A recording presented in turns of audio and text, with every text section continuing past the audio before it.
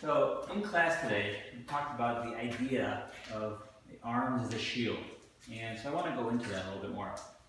And if I literally have a shield, I want to be able to use the shield to obviously protect me from whatever the person's doing.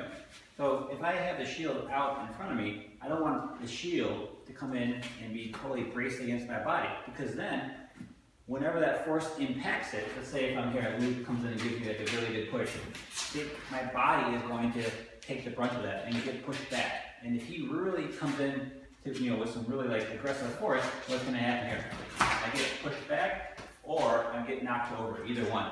But the reality that means that if I'm here and now I come in and I have my arms like too loose and he comes in to really like kind of get me, yeah, see, he's going to come in and get my arms, which means he's going to be able to get my body, and I don't want him to get to my body.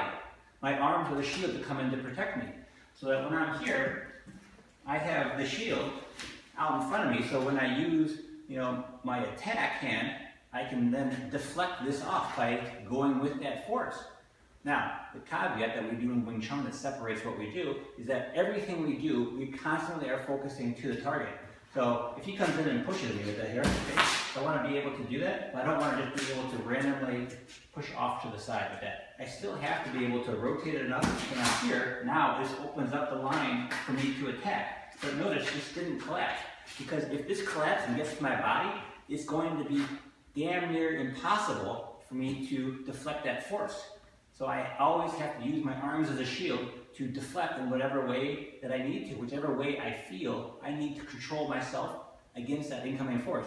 If he were to push up a little bit from that motion, right, coming this way, this goes up. Now the shield goes up, and now here's my line of attack if I need to.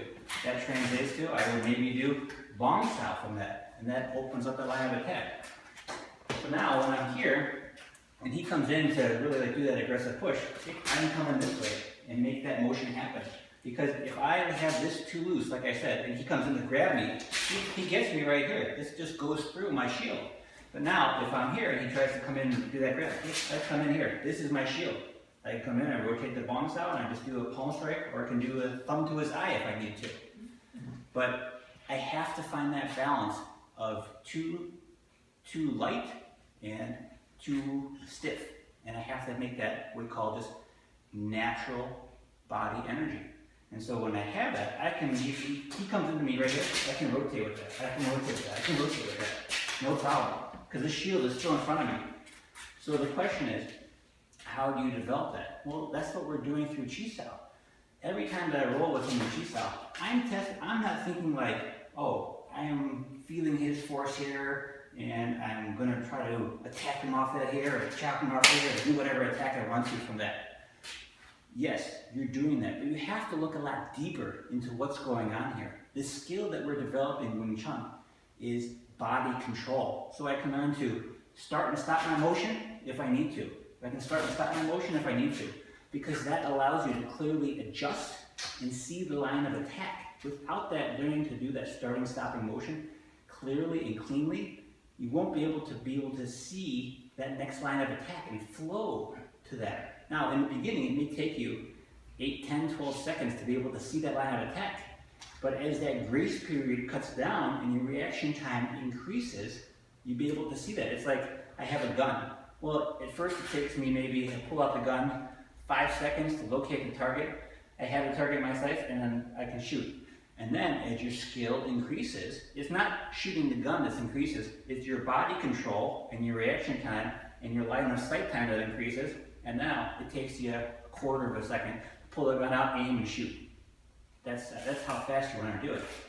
But the idea that my arms are the shield is that I don't want to let these arms collapse. I have to be able to, as the clash comes in here and the fight happens, see, the clash comes in here, if I let this collapse, yeah, he gets through and he hits me. But if I come in here and now we make this motion here, here's my shield. As he keeps going forward, I maintain myself to the target. Everything I do. So this shield's here. Now, if he comes in here, he blocks this or survives this here. You see, I transition myself this way. Now I'm going with it. My shield is still in front of me. Now I can come in and lock and palm strike right here if I need to. he transitions again here. I come in this way, shield is still in front of me. I feel the force here. I can come in this way. Hammer fist below this way right here. Now I can even go for the joint lock. I roll down. See, I roll down here. Now I have his wrist this way here. I've got his arm trapped this way here. Now there's the joint lock. Now if I really want to ride it, I can go this way too. Yeah. See? Now he has to do the elbow to circle with that this way. And 2 meters to the target. And I can throw back to that. It's constantly flow. But flow to the target. But remember, our arms are the shield that are there to protect us. I don't want to let this be too collapsible. I don't want to let this be too stiff. I have to find that natural balance so that I can control the arms within the triangle, and then my body is there to help support that. So, if you like that shield, you can see my other one. Good luck.